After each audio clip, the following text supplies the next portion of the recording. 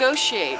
In September of 2014, Women Rising Radio rode the People's Climate Train coast to coast with over 200 activists heading to New York City to join the largest climate change march in history. So climb on board the People's Climate Train with Women Rising Radio.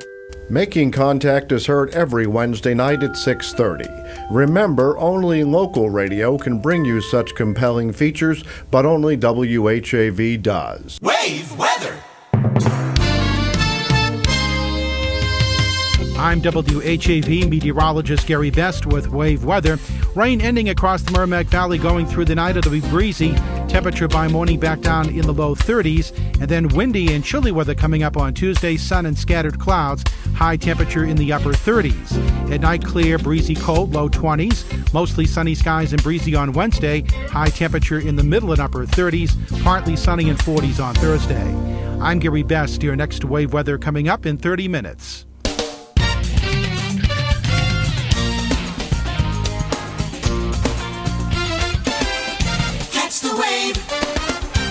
WHAV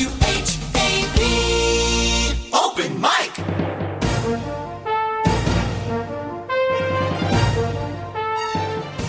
From the Edwin B. Johnson Newsroom, WHAV presents the Open Mic Show with Tim Coco. Make your voice heard. Call 978-374-1900. That's 978-374-1900. Or email tcoco@whav.net. Welcome to the Open Mic Show, a 50-year staple of democracy in the Merrimack Valley. And we're going to be talking about another 50-year staple in the Merrimack Valley, the VFW Santa Parade, which celebrates 50 years this year. But first, this hour of the Open Mic Show is being brought to you by Haverhill Bank, just one bank. And my friends here, Roland, would you like to be Rolly? Rolly's fine. Rolly, Plourde, and City Councilor Tom Sullivan, who is more often known as Mr. Winnikinny or Santa Parade, right? So I promised Tom we wouldn't ask him tough city council questions tonight because he's here and Rolly's here for a big fun event, and that is the golden anniversary of the VFW Santa Parade. Welcome, both of you. Thank you. Thank you. Why don't Rolly's the chairman? Is that right? Correct. And you go all the way back. Yes, I go back to the 1960s. I was in the Shoemakers Drum and Bugle Corps when the VFW took over the Santa Claus Parade.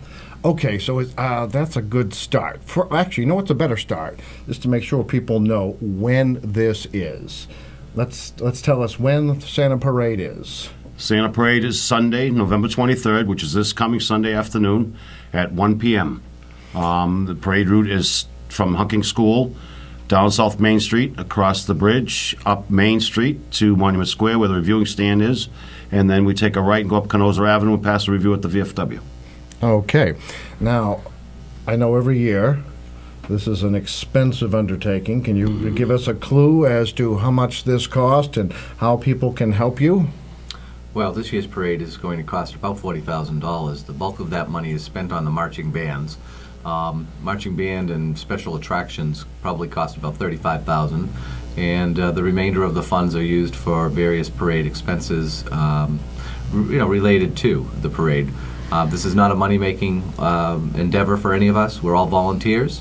All the money that's raised goes back into the parade and is spent to make that parade the great event that it is. And it's certainly well celebrated, many generations now. So, Rolly, back to you. So the history of this, it was operated by the Shoemakers first? Well, it was actually the VFW. Years ago, the city used to have a small thing, and then they decided to discontinue it because they couldn't afford it or they couldn't organize whatever. I was just a young teenager at the time when I joined the Shoemakers. But the VFW and Tom's dad, John Sullivan, along with some of his comrades there, decided that they were going to have a parade. And that's how it got started 50 years ago. 50 years ago. Now, Tom, you were pretty young when it started, and I know that because we went to high school together. We were three. We were 3 years old. We were 3 years old. So what is your earliest memory of growing up in a household that was preparing the Santa Parade? Well, of course, being 3 years old, I didn't really remember much the first couple of parades, but as a young child, I did remember this annual event. It was a big deal then, just like it's a big deal now. Particularly made big by the fact that back then, you didn't really have the various events that we see today that kids can experience or go to. A parade was huge when it was the biggest deal in town. There were no color televisions. There were no ice capades and other events in Boston. This was it, and this was big. And I remember as a child just being starstruck by the floats, by the bands, by the number of people that were on the street. You didn't see anything like that. And since 1964, it's only grown to what it has become today, which is probably the premier holiday event here in the city of Haverhill, and it's the longest running event, 50 years in running. I would say it's probably a premier event in a much larger circle than that. We'll say Merrimack Valley, or even maybe closer to Boston. It's a well-attended event, and as families grow and perhaps move over the borders, they come back, I understand, each year, because I've seen a lot of people reminiscing out there. And this year, Haverhill Bank is the sponsor of the big float, right? The Santa float. Is that the what we call a climax, when Santa appears? All right, now, as a kid, and I think I still hear it every year when I go, don't throw candy, but they do anyway, right? Yes. On the phones. Unfortunately, they don't listen very well. All right, can you give us the highlights of what someone might expect to see Sunday? Well, Well, we're going to have most of our usual. What we did this year, our focus was to try and make sure we had the best of the best from over the years. You know, we've got the Clydesdale Hussars are back. We've got Londonderry High School. We've got Salem High School. We've got Methuen. Haverhill's coming back. You know, so we've got them. We try to put together the best of the best from over the years so we can really give people a show for the 50th anniversary. Because the people of Haverhill have been great to us, you know, and we just want to say thank you. That's great. And we say thank you to you. Now, I noticed already, well, maybe it's not too soon to be doing this, but the signs for different parking lots along the way. I saw one in Bradford anyway. So where, if someone doesn't actually live along the parade route, what's the best way to participate? Do you recommend certain viewing locations, parking lots, public transportation? What are the logistics you would recommend to someone so they don't miss anything? well, the best areas to watch this parade are actually the beginning, which is at the Hunking School. Anywhere in the square areas of Bradford Common and Bradford Square. We don't advise watching the parade on the Merrimack Basilia Bridge over the Merrimack River because of the cold. It can be very cold. And anywhere along Main Street, including Monument Square, is a great place to watch the parade because Monument Square is where some of the bands will stop and do little routines for the reviewing stand audience. If you were not from Haverhill and you wanted to find a good place to park, there are many parking lots along the route and there are side streets along the route. So you pick one and you cut the family to Route 125. I will mention that Driscoll Funeral Home in Bradford is doing a special. That's the one I saw. Yeah, a special. This is the second year where they're offering parking in their parking lot if you bring a canned good. Oh, so payment is a canned good. Canned good for the Betsy Conti food drive, and I might mention Betsy Conti's family has been a part of this parade for years now, and they collect food items during the parade, and we're very happy that they do that, and we enjoy the fact that we're able to provide them this forum to give them the exposure they need, because there is such a need for food right now for those who are in need. And for those newer residents or not old enough, Betsy Conti was a member of the Appeals Board for many years and a member of the Haverhill City Council, and owned an accounting firm in Bradford, and she is sorely missed. She's very much missed. Another person who's very much missed is the person we're dedicating this parade to this year is Dave McLaughlin. Dave McLaughlin from the Haverhill Gazette. And I worked with Dave many years ago. Yeah. Yeah, he joined the committee back in the 80s, and he was instrumental. He helped us with advertising and getting the media exposure we needed for this parade. We lost him earlier this year. It was a big loss. In fact, we're losing a lot of our longtime members. We're down to no veterans on the parade committee, other than our commander, and it's rather sad that the younger veterans are not joining VFWs or AMVETs. They just, for whatever reasons, they're not really interested in getting involved. Do you think it's maybe the same thing that's happening at all the service clubs, where the relative age is just going up and up and up, that younger generations, for whatever reason, are not as connected to civic events? Maybe they're too busy? I think a lot of it is they are too busy. I know that even our own kids, Rolly's kids, actually are able to help out on parade day. They're great help. My kids are, well, one of my kids, Julie, she's in Jamaica saving the world and in the Peace Corps. And I'm very happy that she's doing that. You know, it's I'm very happy she's doing that. Yeah. And my other daughter, Ellen's just graduated UMass, and she's now got a full-time job, and she's in graduate school. So, you know, the kids today don't have the time to do what we were able to do and what we saw our families and our parents were able to do. It seems like the world has gotten a lot busier, and there's no time anymore for public service, which is a shame, or community organization. We need to figure out how to get this generation involved. If someone wants to get involved, and this might be the way that it starts, especially veterans out there and families, how can they help? Is it too late this year? Is there anything left for them to do? And I imagine you start next year or the day after. Well, the day after we start paying the bills for this year. We're always looking for some new talent. If somebody's interested, you know, you come up to the VFW either Saturday. Well, Saturday I'll be around most of the day, so I want a lot of other people just finalizing things and getting everything organized for Sunday. But, you know, introduce yourself or whatever, or give us a call. Our number is 978-373-3777. And, you know, we're always looking for some new ideas and some fresh help. What's that number again? 978-373? 3777. Easy enough to remember, 3777. Yeah, Tom got that number for me years ago so I could remember it. Oh, okay. All right. Who are some of the unsung heroes of the parade? You've mentioned a few people. Any others that, or would you be afraid that you'd leave someone out?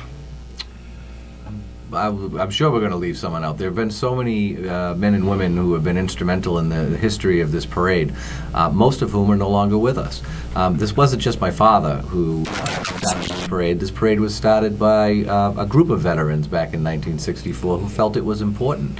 And Rolly was there for the early years because a big piece of this was the fact that the VFW also had the Shoemakers Drum and Bugle Corps back then, and they would barter with other communities and other parades, and they would go to their, you know, they would go to each other's parades. And I see. So back then it didn't cost what it costs today to put on the show because they were exchanging services in their marching bands.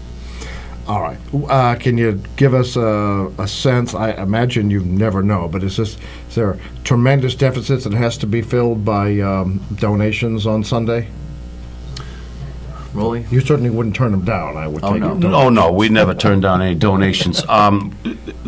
The funds have been coming in steadily from our business boosters, from our family boosters, and we're just about there. You know, but we could always use a little cushion because you never know. There might be some kind of an unexpected expense or whatever, which, you know, we try to figure everything. We try to plan for everything, which we do well with. But, you know, we're almost there. And we always have our money blanket in the parade. So, you know, any of the children along the parade would, you know, like to throw $1 in a bucket or whatever. It makes them feel good that they're part of it.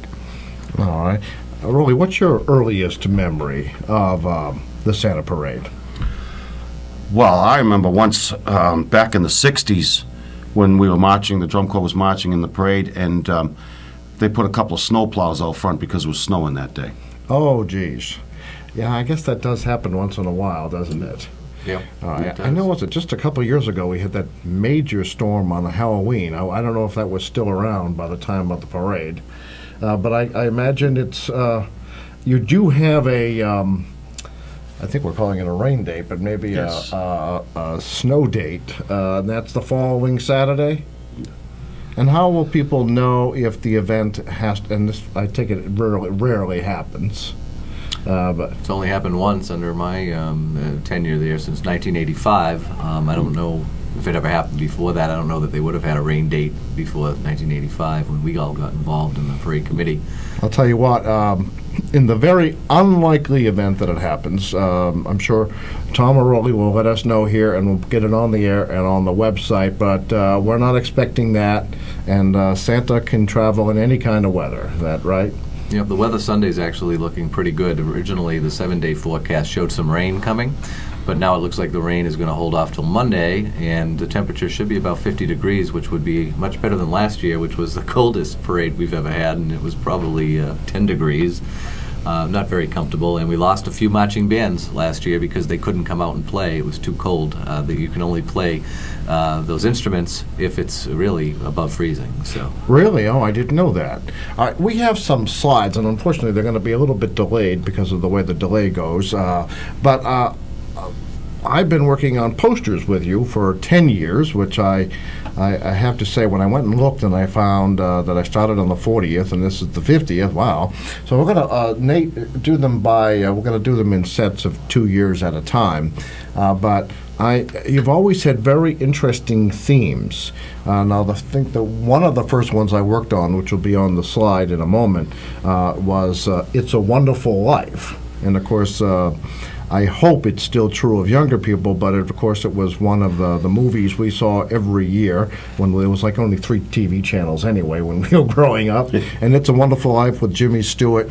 And so there's one. And then, of course, I started with the 40th. I don't think we had a theme per se that year. It's a Wonderful Life the following. If Nate would proceed with the slides. Unfortunately, these two are working on the parade and have to go to a meeting tonight on it. So we're going to move through this pretty quickly. I would like to say that Spotlight Playhouse is they're participating in the parade this year, and they're promoting their next show, which is It's a Wonderful Life. So 10 years later, they're part of this parade. All right, so it's one of my, that's great.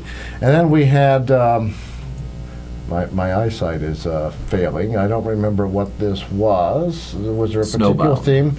Well, we had the one before that had stamps, and then we had the Snowbound, which of course one of my favorite topics, being involved with the John Greenleaf Whittier birthplace. All right. Now, Nate is moving too fast. I've missed a bunch of them. So I'm kind of getting old here, so I need to take time. I've seen that in the different ones on the screens. All right, so we had I'll Be Home for Christmas, Santa Claus is Coming to Town, and any favorites that you guys can think of that were particularly creative? Well, Winter Wonderland we did one year, and people seemed to really take to that with the floats. That seemed to be a real thought provoker as far as decorations and stuff. I thought that was a good one myself.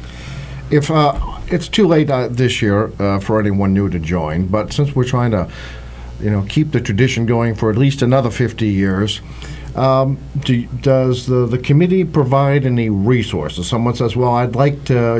My organization would like to be in the Santa Parade, but we don't know where to begin. How to get a truck for a float? I mean, do you provide any technical support per se?" Or could you? Well, we try to hook people up if they're in need of something that we know someone else might have. We do that. I mean, people don't understand all the behind-the-scenes work, and if you want to talk about unsung heroes, the unsung heroes are our contributors, are the people who participate in the parade every year. For example, Davidowitz's farm. Davidowitz's farm is actually where the Santa float is constructed, and he allows us to use his barn space that weekend, and it's critical to have somewhere to set up the Santa float. It's a lot of work, and the Haverhill Bank employees who are sponsor that float, they'll be working this week. Later this week, they will be gathering at the Landmark Building to assemble the different parts that are going to be on that float. So there are so many entities and organizations and community activists that get involved in this event. It truly reflects a community, and Haverhill is definitely a community when it comes to this event. Okay, we had a photo on that came from, is it Tracy and Lawrence? And I'll tell you what, I know that our guests have to go. I'm 1 minute from my later deadline that he gave me. But one more time. people should gather. What time? Good. Well, if you're going to be along the parade watching the show, you probably want to get a seat by 11:30, 12 o'clock, because the traffic gets heavy, especially if the weather's decent. It's going to be a large crowd. I've seen crowds, I would estimate 40,000 people. So it can get very crowded. And if you drive through Bradford, South Main Street on Sunday morning, we'll have chairs out by 8 o'clock in the morning. Okay, so you actually provide chairs. Oh, no. We don't. The people who live in the area Well, put their own chairs out. Okay, well, I wanted to make sure we were clear about that. No. Because I'm thinking, I don't want to be the one putting away 40,000 chairs. Bring your own chairs. Bring your own chair. That's it. You can, brave it, if you will. So begins at Hunking School, down 125, up Main Street to Monument Square. Yep. Turns right. Turns right Onto 110. to 110 to the VFW. Ends at the VFW.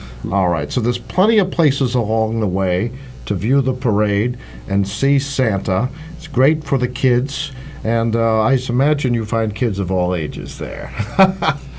Absolutely, and that's the best part. Everybody comes out and has a good time, and to go down the street and see all the smiling faces, for me, it pays the bill.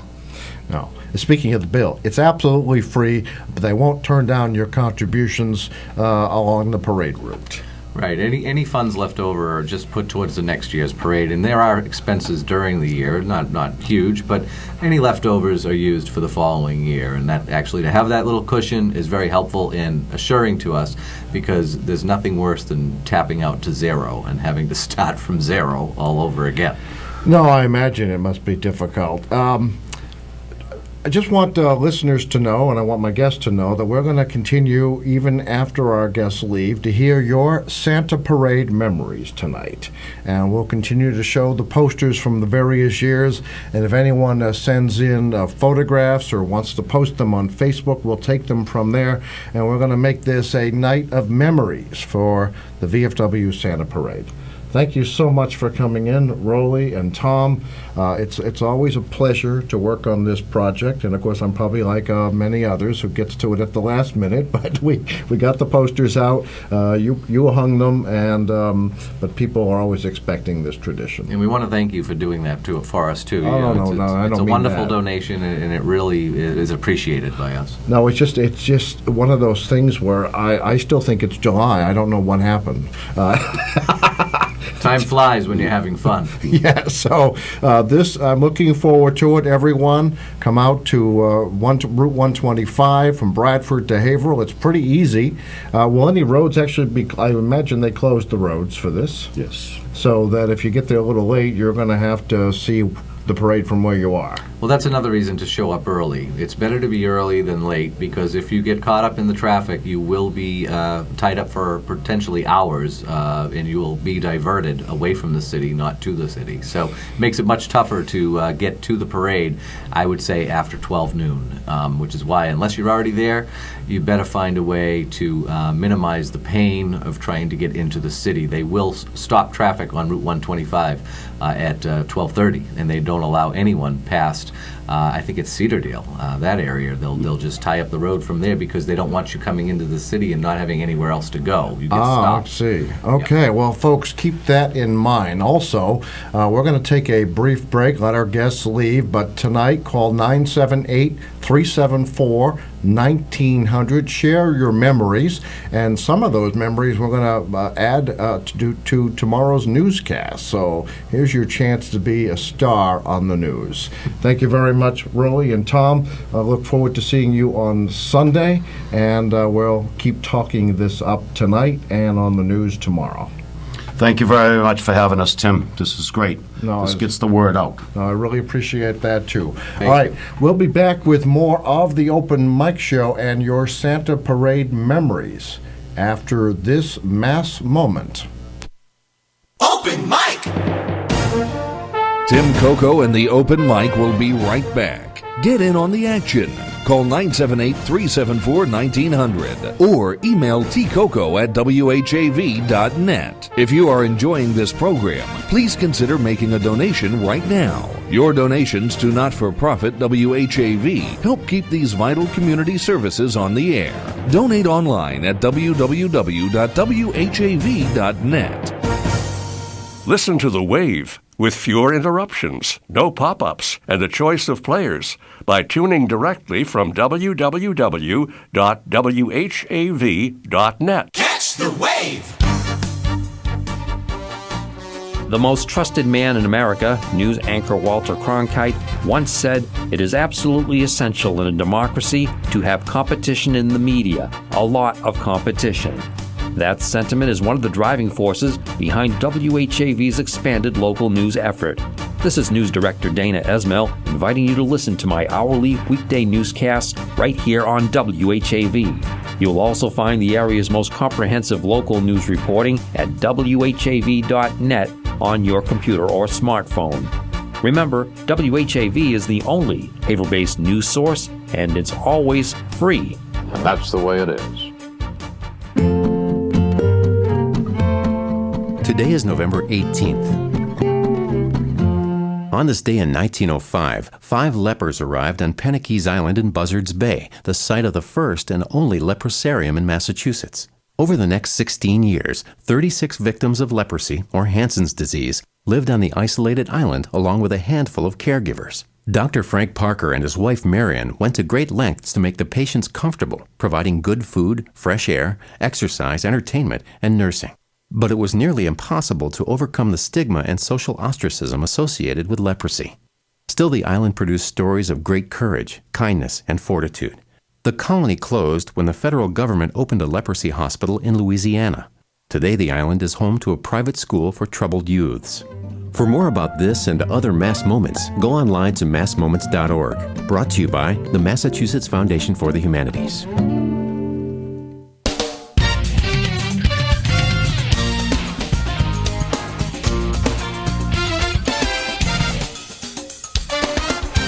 WHAV Open Mic.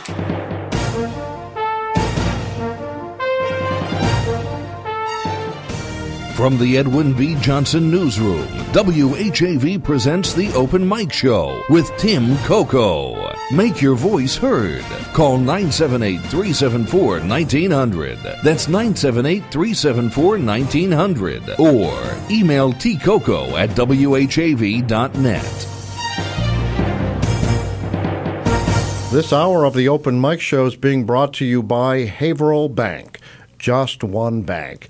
And you won't be able to believe your eyes when you see Haverhill Bank's presentation of Santa during the Santa Parade on Sunday. We're about to go to news, but I wanted to tell you something that won't be on that newscast. Breaking news. I am in the Edwin V. Johnson newsroom after all. Burlington police have charged several Haverhill men with a home invasion. Let's see if I can quickly go through this. Police Chief Michael Kent of Burlington announced that the Burlington Police is investigating an armed home invasion that occurred early this morning. One man was initially arrested. That was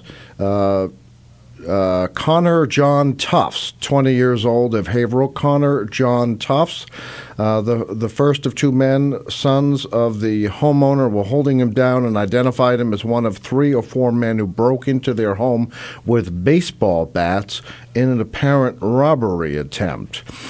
Second suspect apparently just been caught.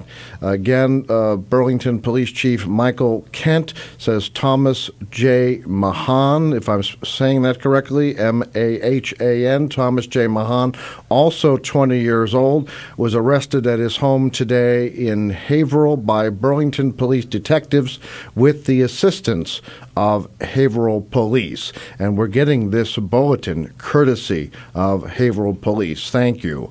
Mahan is charged with home invasion, 4 counts, assault with intent to commit armed robbery, 4 counts, and conspiracy. He was expected to be arraigned today, probably a little while ago, in Woburn District Court. The case remains under investigation by Burlington Police.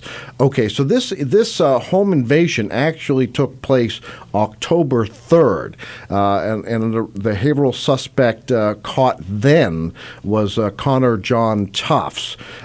Today, however, the second suspect, Thomas J. Mahan, 20 years old, of Haverhill, arrested at his home in Haverhill with the assistance of Haverhill Police. Home invasion, assault with intent to commit armed robbery, and conspiracy. Thanks go out to the Burlington Police Department and the Haverhill Police Department for providing WHAV listeners with this news. It somewhat relates to something that we'll have open lines. Hopefully you'll be able to share your Santa Parade memories, but we'll have open lines tonight, and we can discuss what, at least anecdotally, seems like a major increase in crime. Now, I'm told by the leaders, the officials, Police Chief Alan Denaro and Haverhill Mayor James J. Fiorentini, that crime is actually down, but for some reason it seems more noticeable. Maybe you have a theory why. But we're going to go to more local news, and there are topics there we'll want to discuss as well.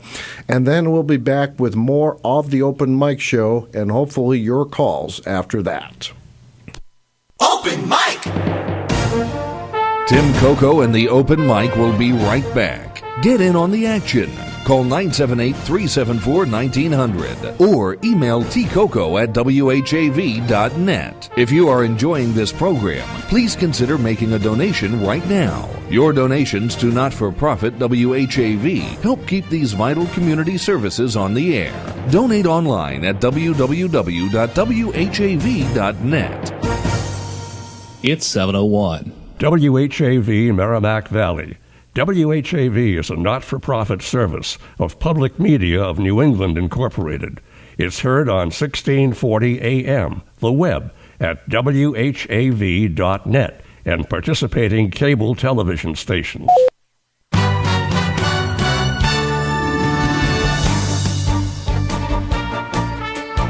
Here's what's happening in local news. Haverhill residents will pay more in local property taxes when final tax bills go out. The exact amount of the surge will be decided by Haverhill City Councilors Tuesday. Haverhill Mayor James J. Fiorentini and the 9-member City Council sealed property taxpayers' fates earlier this year when they approved a record $168 million city budget. Now the portion of the total budget paid by residents is increasing since home values are up more than commercial and industrial values. Quote, people are rediscovering Haverhill, and as a result, residential property values are up. Commercial and industrial values are also up but have not kept pace with residential values, Fiorentini said in a letter to councilors Friday. The mayor also suggested councilors shift more of the tax burden to businesses when the body sets so-called classification factors. City Assessor Stephen C. Gullo is expected to show councilors several scenarios from doing nothing to increasing various percentages for businesses. The city budget uses almost all of the increase available to it under the state's property tax limiting law, Proposition 2.5. For more details, visit whav.net. For the first time since the city's urban renewal program of the 1960s and 1970s, the city is poised to take private downtown land by eminent domain. The order of taking on Tuesday's Haverhill City Council agenda includes both temporary and permanent easements to support access to the $68 million Harbor Place project. The easements principally affect one of only 2 buildings between Main Street and the landmark building, not purchased by developers. In exchange for easements for utilities, pilings, and other improvements, the city is offering $10,000 to the owners of 60 Merrimack Street, which houses Northeast Behavioral Health. For in-depth coverage, visit whav.net. 2 Haverhill men are facing charges in connection with alleged drug dealing Saturday night on Main Street. Haverhill police report 20-year-old Tyler McCormick and 20-year-old Patrick Murphy, both of Haverhill, were arrested at 11:15 p.m. Saturday at the Cumberland Farms convenience store, 323 Main Street. McCormick is charged with distribution of a Class D substance and conspiracy to violate drug laws. He was also taken into custody on an outstanding warrant. Murphy is charged with 1 count of conspiracy. They are due to be arraigned in Haverhill District Court.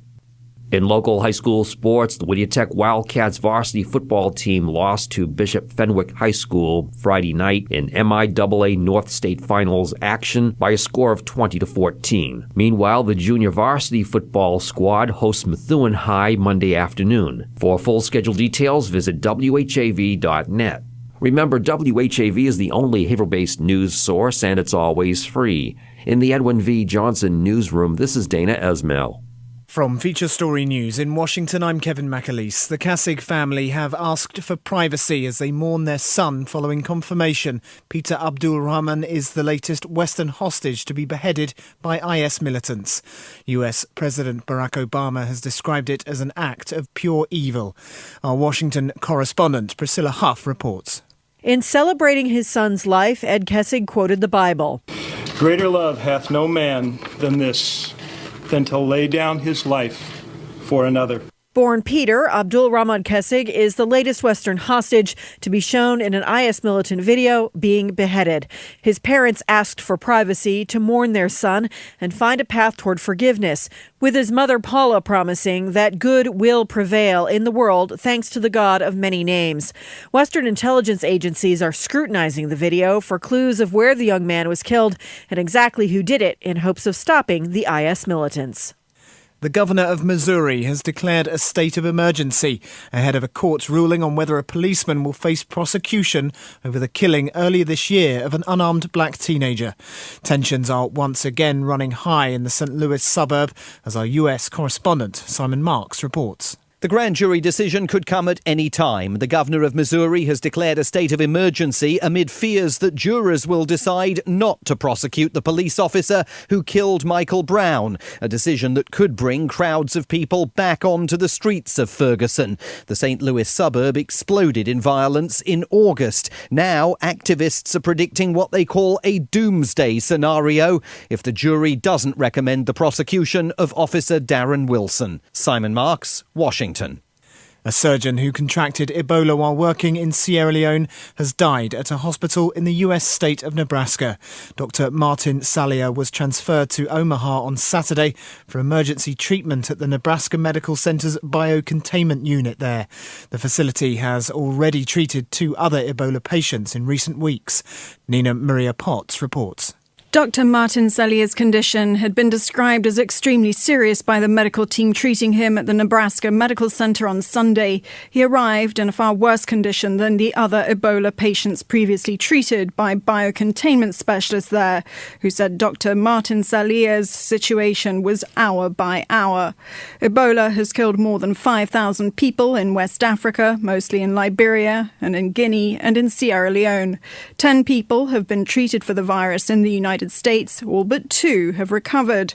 Dr. Salia had been working as a surgeon at a hospital in the Sierra Leone capital of Freetown, but medical experts say he arrived too late at the Nebraska hospital for doctors to be able to save him.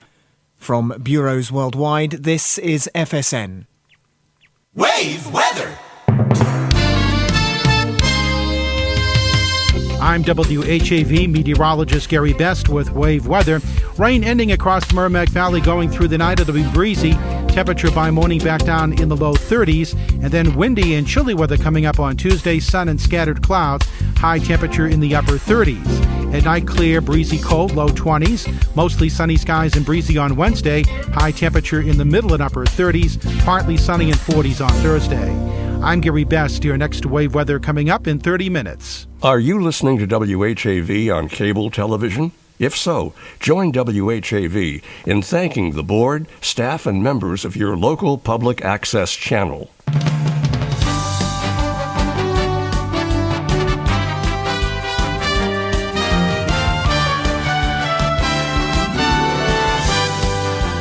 Catch the wave, WHAV, Merrimack Valley.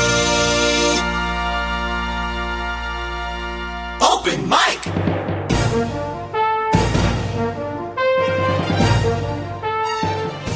From the Edwin B. Johnson Newsroom, WHAV presents The Open Mic Show with Tim Coco. Make your voice heard. Call 978-374-1900. That's 978-374-1900. Or email tcoco@whav.net. Back on the Open Mic Show, I'm Tim Coco, your host. In Master Control is Nathan E. Webster III. And you'll hear more from Nate in just a little bit when he gives us our weekly, and I guess this is the last one of the season, NASCAR race recap. Okay, this hour of the Open Mic Show is being brought to you by Haverhill Bank. Just one bank. And again, you'll be seeing Haverhill Bank at the Santa Parade this weekend. Everyone is getting into the act. This seems like a popular theme. So on Sunday, we're going to have the Santa Parade along Route 125. Get there early. We're told that the actual parade begins at 1, but it wouldn't hurt to come a little bit early. As you heard, there'll be some parking in Bradford at the Driscoll Funeral Home if you bring a canned good to help the needy. But our good friends at Kimball Tavern Antiques, corner of Salem and South Main Streets, right on the parade route, is giving us something here to help. Let's go to the phones. You're on the Open Mic Show. Yeah, hi Tim, how are you? Very good. How are you? I'm okay. I'm sorry I missed your guest. They do a crackerjack job down there, those guys, Roland and Tommy. That's right. And matter of fact, the reason they had to leave is because they're working on the parade tonight. Oh, I'm sure. So we're going to keep this theme going. We have lots of people sharing their memories, and you are going to help sweeten the pot, I understand, with a trivia question. Yeah, well, you know what? I want to call you back in about 10 minutes. All right, I got to make a call. I got a call coming in. I have to make it. Okay. And, so I got a trivia question, and it has something to do with the parade. And all right. So you want us to hold the question until you call us back? Yeah. I'll call back. I just got to make this call. Okay, that's fine. We'll look forward to it. Okay. Thanks. Bye. Okay. Bye. Okay, so there's a kind of a sneak preview. Our friends at Kimball Tavern Antiques, longtime supporters of WHAV and the Open Mic Show, right on the parade route, corner of Salem and South Main Streets in Bradford, have a trivia question. I'm guessing at what the prize is, but I won't want to jump too far ahead. But of course, you can still win another prize, or a friend, a neighbor, a relative, by entering the LBD Second Generation Italian Bakery Cake Contest. Wish someone a happy anniversary or a happy birthday for December. We're taking December birthdays and anniversaries this month. Call in, wish someone a happy birthday or a couple a happy anniversary. Their name will be placed into the hat, and we'll have a drawing the last Monday of this month. Winners do not need to be present, don't need to be listening, although we hope they will. So it's a great contest, and our friends at LBD's Second Generation Italian Bakery are providing 7-inch cakes, your choice of vanilla or chocolate. And of course, you don't have to wait to win. If you want a cake, just go to 140 South Main Street, again on the Bradford side of the river. You know, I wish someone would call with my every week I ask, how would you prefer that I mention Bradford? The former town of Bradford, Haverhill South, the Bradford District. It's technically the Bradford District, and we're usually pretty technical, but we try to have some fun too. All right, so make sure you call in those birthdays or anniversaries. Because we started the program right away with guests, I didn't go through the usual with you, but obviously you're watching or listening somehow. But if you'd like some choices, you can listen to WHAV anytime, day or night, 24 hours a day, 7 days a week at WHAV.net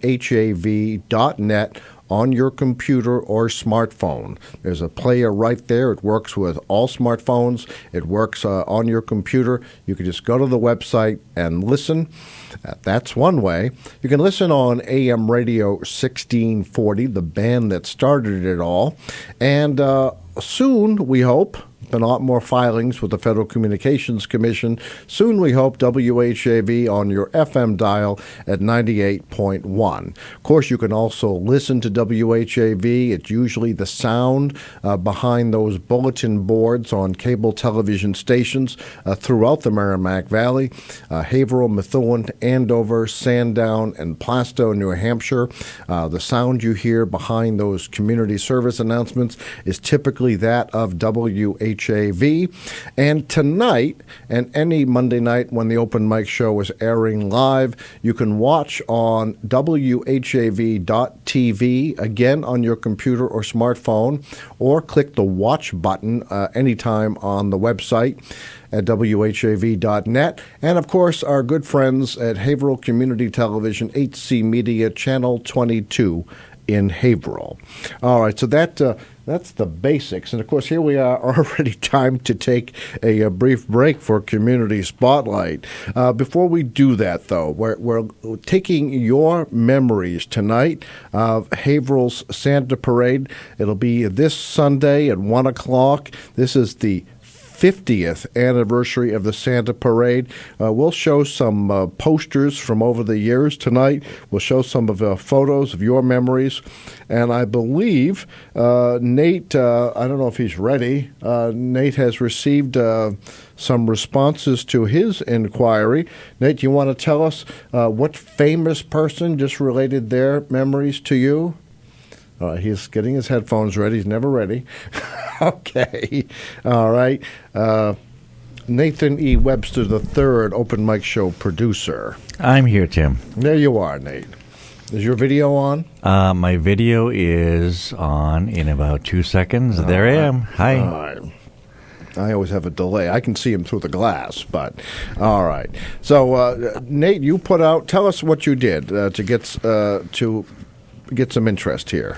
Well, I actually put a post on the Facebook page, You Know You're from Haverhill When, and I said for people to share their favorite memories of the Santa Parade, where they watched it from, what the first time is that they saw it, and show some pictures if they had any pictures of the Santa Parade.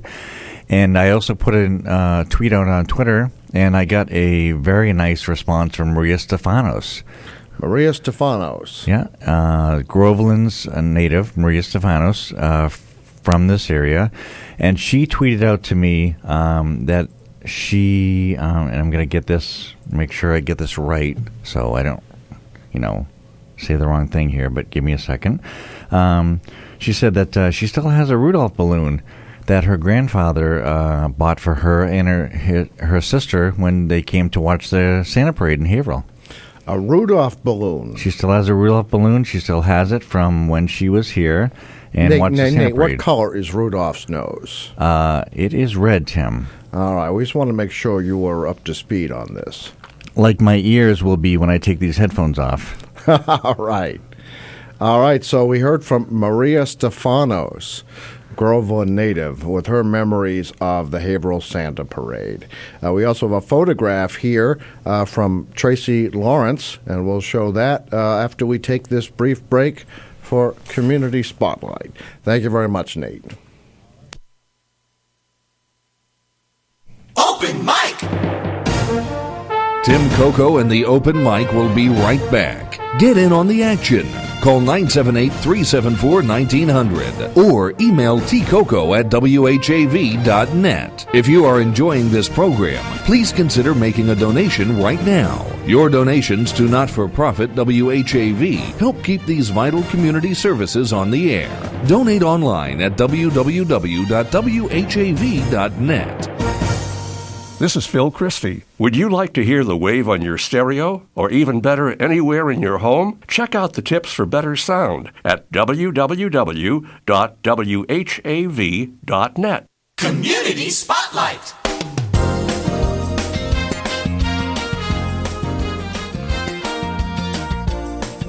The Haverhill Public Library's book club Get Lit will meet Thursday, November 20th, 7 p.m. at the Barking Dog Ale House, 77 Washington Street, Haverhill. The club is aimed at 20 and 30-something-year-olds. The club will discuss Snowblind by Haverhill's own Christopher Golden, who will also be at the meeting. For more information or to register, visit haverhillpl.org under Calendar of Events or call 978-373-1586. Someone you know is on WHAV. To submit or read your own nonprofit announcements, click on the Contact tab at whav.net or email news@whav.net. In the Edwin V. Johnson Newsroom, this is Martha Melendez.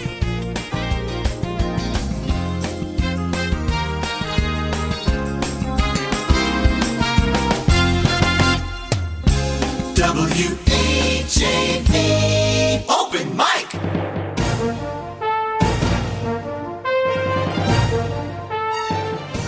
From the Edwin V. Johnson Newsroom, WHAV presents the Open Mic Show with Tim Coco. Make your voice heard. Call 978-374-1900. That's 978-374-1900. Or email tcoco@whav.net. Welcome back to the Open Mic Show. I'm Tim Coco. This hour of the Open Mic Show is being brought to you by Haverhill Bank. Just one bank. Okay, a number of items in the news. We do have some breaking news if you're just joining us. This comes from Haverhill Police, where they participated today in an arrest related to a Burlington home invasion on October 3rd. Of course, just as I go to open the document, computer crashes. But let me tell you what we can say here. We'll have a photograph of the person who has just been arrested in just a moment. Let me go back down. But apparently there was a home invasion October 3rd in Burlington, Massachusetts. The first suspect was caught at the time, 20-year-old Connor John Tufts of Haverhill. The second suspect was just arrested today by Burlington police detectives with the assistance of Haverhill Police. Newly arrested today was Thomas J. Mahan, age 20, of Haverhill. He's charged with home invasion, 4 counts, assault with intent to commit armed robbery, 4 counts, and conspiracy. It looks like he was arraigned this afternoon in Woburn District Court. The case remains under investigation by Burlington Police. Our thanks go out to the Haverhill Police Department for providing this news to WHAV listeners in a timely manner. So you heard it first here on WHAV. All right, I think we're going to go back to the telephones. You're on the Open Mic Show. Yeah, hey Tim, I'm back. Okay, we're waiting in suspense here to know about this prize from Kimball Tavern Antiques. At least a trivia question. I'm assuming there's a prize. Yeah, well, you can stop in if you win. If you win before the parade, well, we'll be open during the parade. You'll be open during the parade. That's great. Yeah. So we might have a little, some little food. Anybody wants to stop in and come in and see us? Wait a minute. Now there might be a little food there. Sure, it might be some snacks and a little drink. We gotta make sure we gotta make sure Jack Bevilacqua not listening. Well, he's in town. I know that. If he hears there's food, he'll be there early. Well, he was in. Actually, I heard he was in. He bought a few items. I'm not sure if it was Saturday or Sunday. He stopped in. All right, former Open Mic Show host Jack Bevilacqua, who was a guest on this program just a few weeks ago. Okay, so you have a Santa Parade-related trivia question. Okay, right. Well, first off, those guys do a great job. And just like their father. Actually, Roland, I'm pretty sure, was in the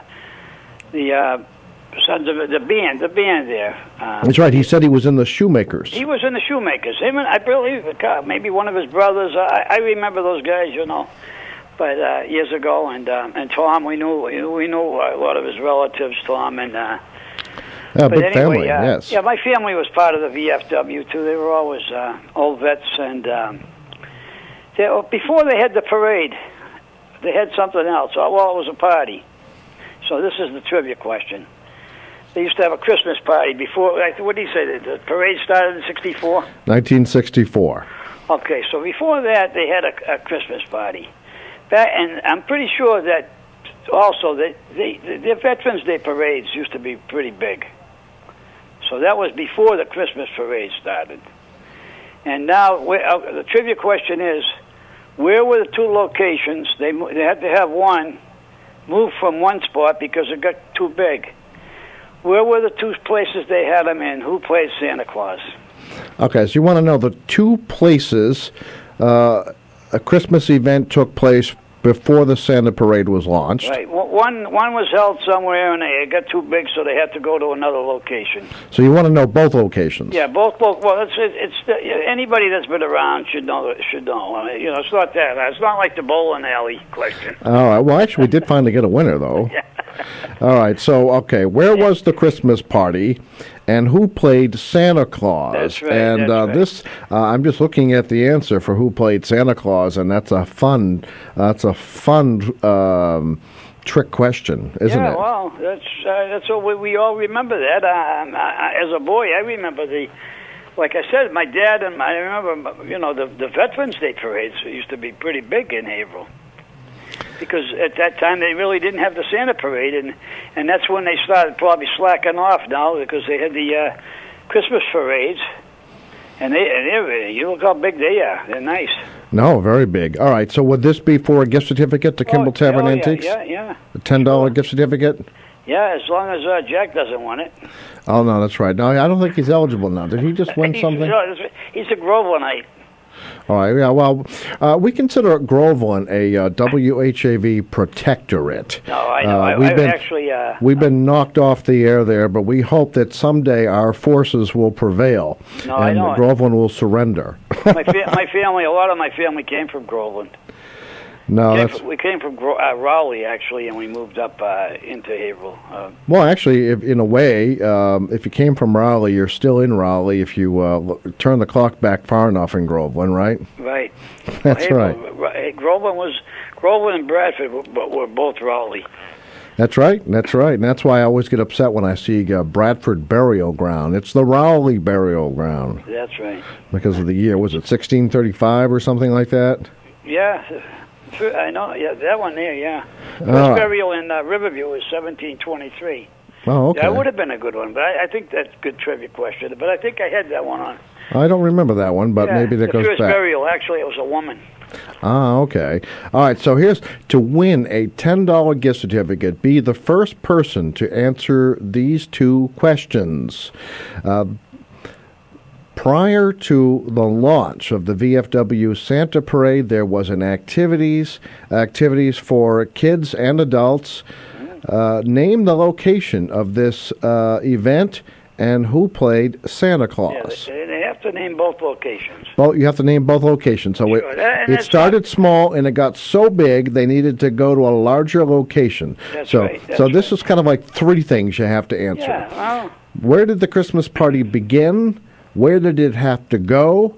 And who played Santa Claus? Yeah. So on another note, I guess they say the barrels. I saw an article about the barrels in the paper today.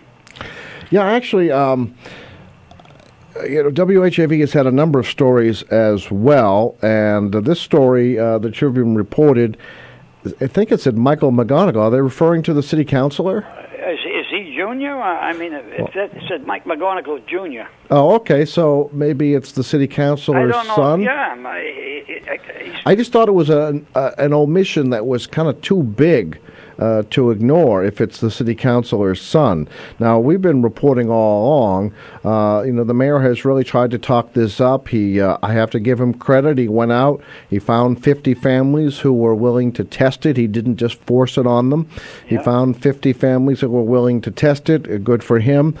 Councilor Masick has proposed an alternative, and I suppose the question that keeps getting raised is, what is the danger of going out to bid again? Maybe they're afraid the prices will be even higher. I wish someone would answer that question. What is the danger in asking for new trash collection bids? That's right. I don't right. know. It's a good idea, but I also in the article it talked about some of the sections of Haverhill not having them because they're too small.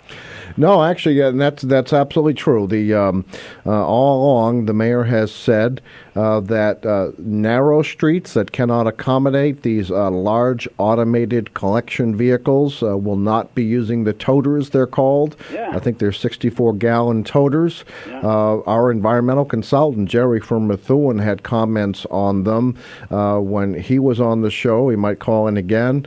He's a regular. Do they have that in? They have toters up in Methuen? No, but because Jerry once is retired from the Department of Environmental Protection and is familiar with some of these solid waste issues, and I think someone can correct me if I'm wrong. I think it was Jerry who said the problem with these is they're kind of a fiberglass material, and if you're bringing them downstairs in the cold, they'll basically shatter. Wow.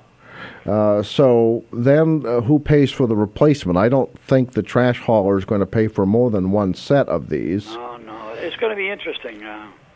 So see what happens. I see he's put a halt.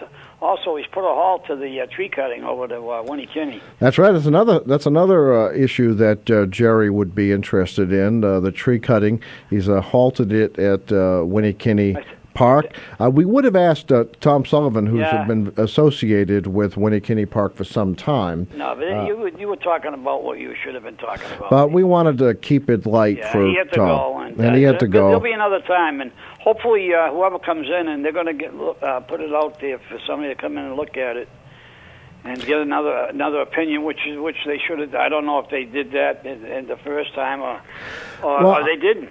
I mean, I'm going to give the city officials, the mayor, the benefit of the doubt that perhaps there's some reason to believe that if you go out to bid, all the prices are going to be even higher, and then you're stuck with even a higher price. Maybe the mayor would like to comment on that, or someone in the know.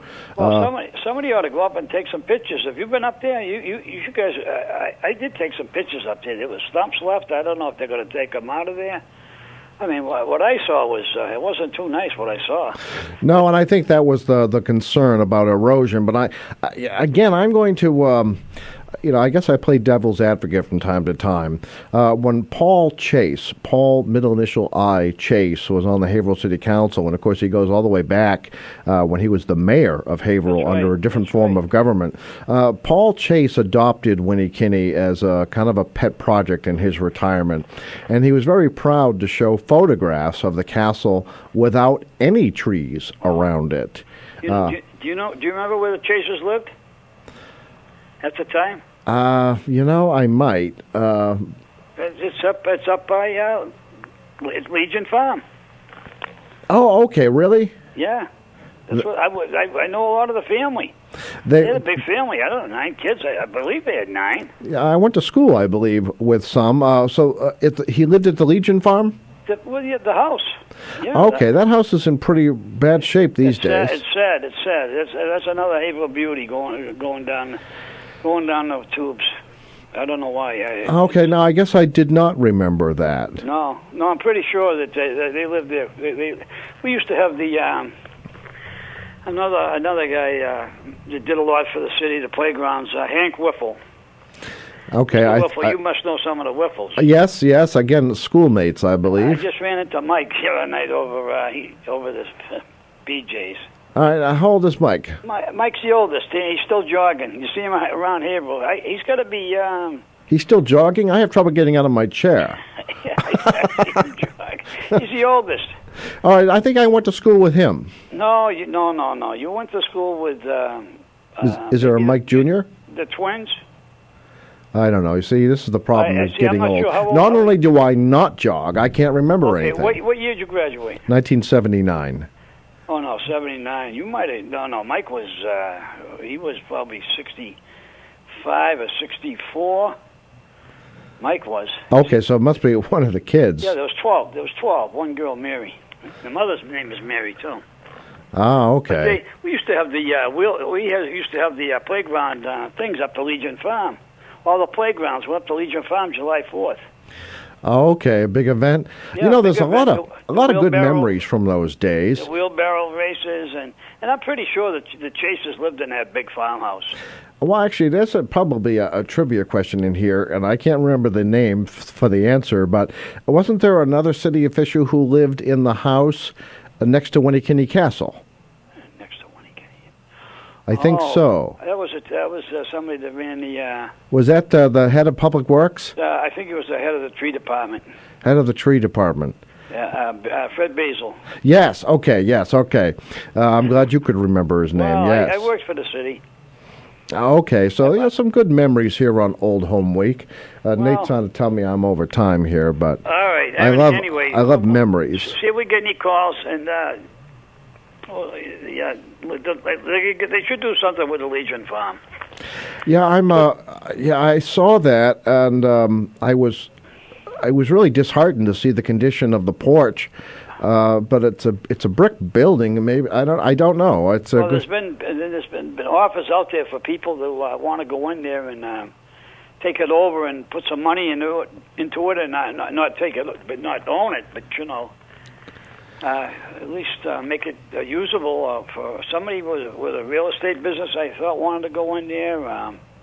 Actually, one of my brothers, threw it out there. Hey, said something to somebody that we'd do something with it, Well, actually, that sounds like maybe it'd be a fair exchange if someone wanted to put the time and the money into restoring it and then living in it for reduced rent or no rent for a period of time to recover their investment. Well, that might be a win-win for the city. I'll let you go, and then maybe Jerry will call up and find out what's going on over in Methuen. All right. Well, thank you for your continued sponsorship. Trivia question here to win a $10 gift certificate to Kimball Tavern Antiques.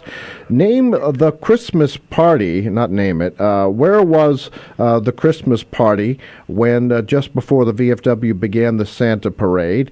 And where did it move to when it became too big? There you go. And part 3, who played Santa Claus? And I can't tell you how many clues there's already been on this program. A lot of them. We don't want to give too many. I know. The clue is that we already gave the clues, so go back. All right, thanks so much for your call and your support. Maybe Marcel's, we got Marcel's brain working tonight. All right, maybe so. Maybe so. Thank you so much. Bye-bye. Bye.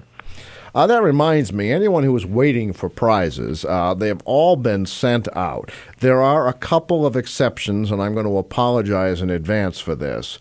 A couple of people did not receive their Whittier birthplace passes.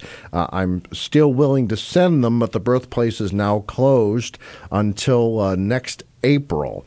So I'll try to see if I can come up with another prize for those of you who won those in recent weeks. It was a little tight, a little close to the time of the closing, so maybe you have a thought about how you want me to handle that. Certainly don't mind sending out the free passes for next year. But we do have some other prizes around here. Again, prizes courtesy of our friends at Kimball Tavern Antiques. All right, I'm very late for local weather, and of course Nate's really interested in getting me off the air right now because we have his race recap. We'll be right back after that. Open mic! Tim Coco and the Open Mic will be right back. Get in on the action. Call 978-374-1900 or email tcoco@whav.net. If you are enjoying this program, please consider making a donation right now. Your donations to not-for-profit WHAV help keep these vital community services on the air. Donate online at www.whav.net. It's 7:38. This is Phil Christie. Listen to The Wave with fewer interruptions, no pop-ups, and a choice of players by tuning directly from www.whav.net.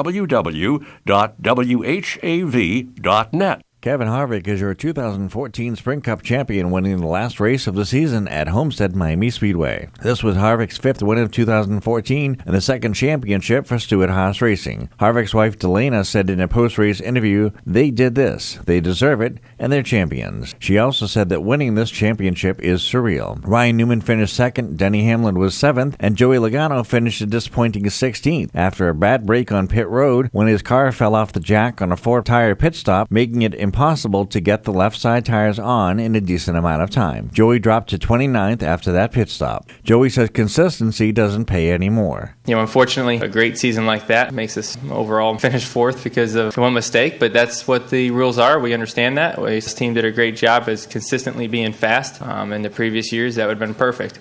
Coming into this race, the way the points go, it doesn't pay anymore, obviously, and just didn't execute perfectly tonight, and for that reason, we'll finish 4th, but still feel like we did a lot better than 4th this season. 13 cautions on the day for debris, mostly in Turn 2. A.J. Allmendinger takes a hard hit in Turn 1 with 32 laps to go, and his wrecked race car goes straight to the garage. Strategy calls for with 20 laps to go when Hamlin stays out on just 2 older tires. Ryan Newman takes 2 tires to get into the 4th position and try and contend for the win, but Hamlin has a bad restart, which the 4 car capitalized on. For a race recap, I'm Nate Webster, WHAV Sports. See you in February for the Daytona 500. Catch the wave! Hi, I'm meteorologist Gary Best. Do you need to know if it's going to be hot or cold, wet or dry? Well, find out every half hour, 7 days a week with WAVE Weather.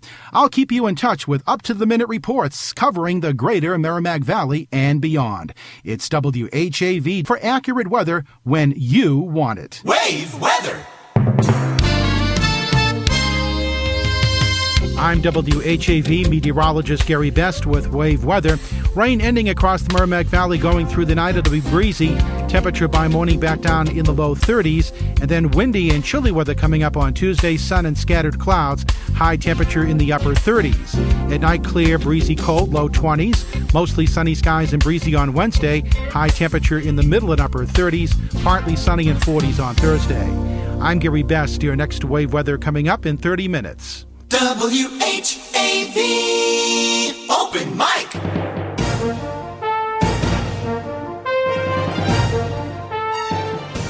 From the Edwin B. Johnson Newsroom, WHAV presents the Open Mic Show with Tim Coco. Make your voice heard. Call 978-374-1900. That's 978-374-1900. Or email tcoco@whav.net. Welcome back to the Open Mic Show, a 50-year staple of democracy in the Merrimack Valley. This hour of the Open Mic Show is being brought to you by the Merrimack Valley Economic Development Council. Smart companies choose the Merrimack Valley. All right, because this is also a live operating newsroom, I'm going to let our producer know that I have added a photo of the young man arrested today. I've added it to the folder, and let me know, Nate, if you have any trouble putting that into the system. Burlington police reported that they have charged a second suspect with an October home invasion in that town. The person arrested back in October 3rd was from Haverhill, and today they arrested in Haverhill Thomas J. Mahan, 20 years old, of Haverhill. He was arrested at his home by Burlington police detectives with the assistance of Haverhill police. This report comes from the Haverhill Police Department. Mahan was charged with home invasion, 4 counts, assault with intent to commit armed robbery, 4 counts, and conspiracy.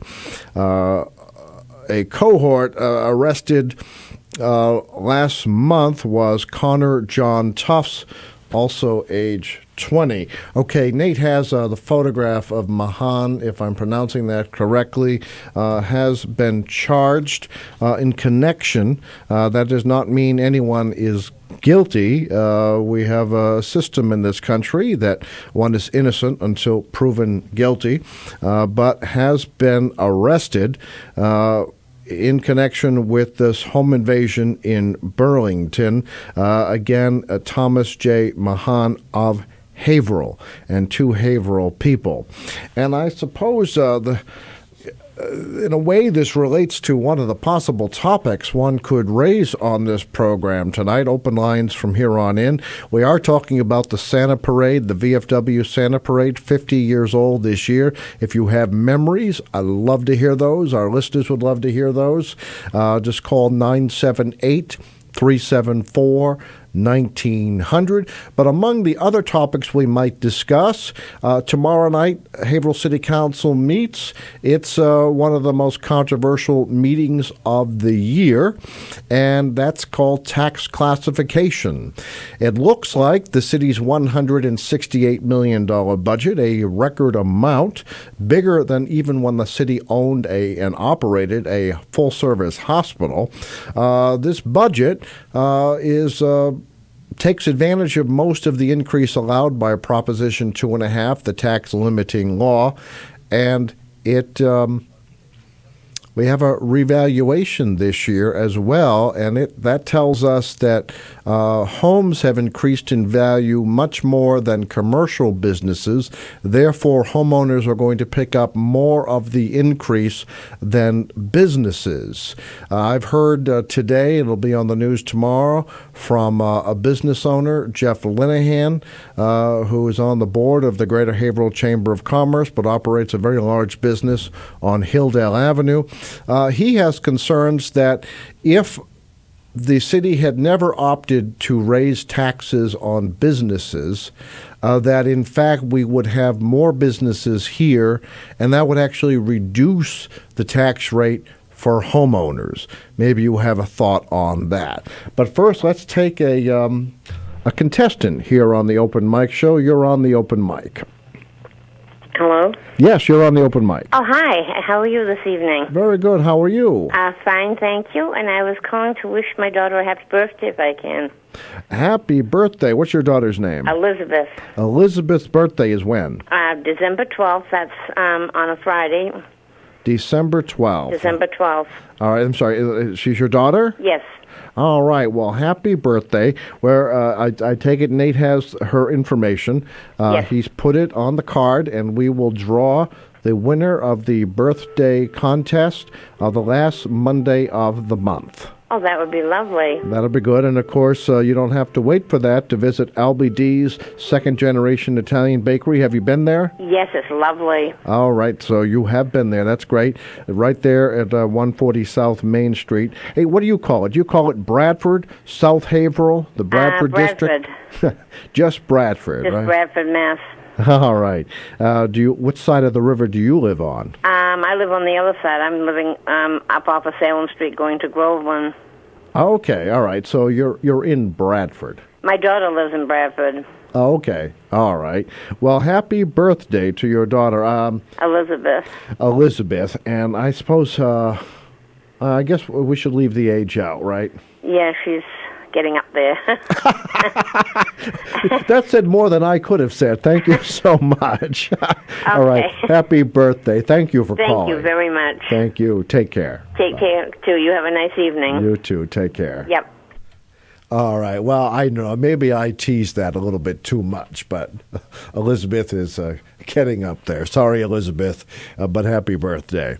All right. It seems like no matter what happens, time is moving fast for me. I hope it is for all of you, too, and not dragging on. But it looks like it's time now for a movie review here on WHAV. We'll be back with more of the Open Mic Show after that. Open Mic! Tim Coco and the Open Mic will be right back. Get in on the action. Call 978-374-1900 or email tcoco@whav.net. If you are enjoying this program, please consider making a donation right now. Your donations to not-for-profit WHAV help keep these vital community services on the air. Donate online at www.whav.net. Phil Christie here. Those Boston stations don't always understand weather in the Merrimack Valley. Stay informed with WAVE weather every 30 minutes, 24 hours a day on Soft Gold, WHAV. Smart companies choose the Merrimack Valley. They're attracted by the region's technology and innovation, housing and education, workforce, arts, culture and recreation, and convenient location and easy access. Learn more and look at profiles of all 24 cities and towns at the Merrimack Valley Economic Development Council website at merrimackvalley.info. Catch the wave! Those political sound bites you hear on the news are, at best, incomplete and could be misleading or even outright lies. This is David Pakman. Take time to delve into the truth by listening to The David Pakman Show, Tuesday through Friday nights at 8 on WHAV. Lack of logic and reason are exposed on The David Pakman Show as newsmakers collapse under cross-examination. Remember, only local radio can bring you this talk opportunity, but only WHAV does. This is Take Two Movie Review. I'm Mike Friend. This week, a body count with style.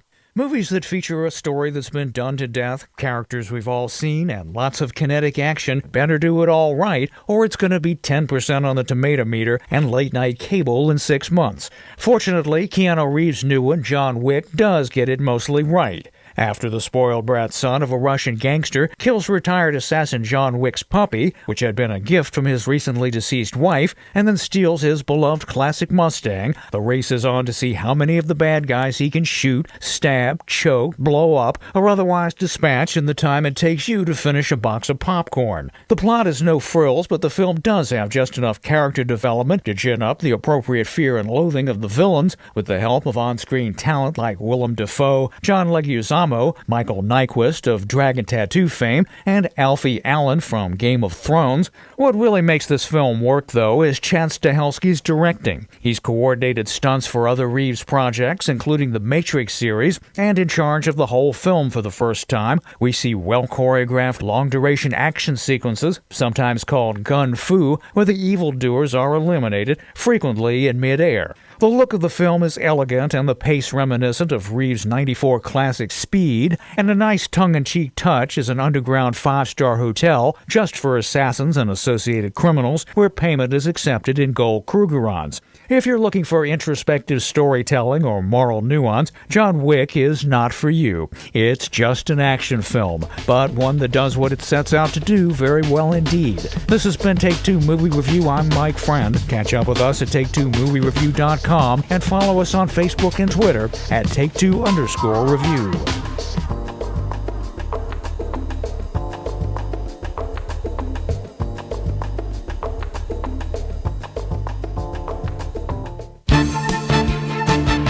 More of your soft gold favorites. Catch the wave, WHAV. Open mic.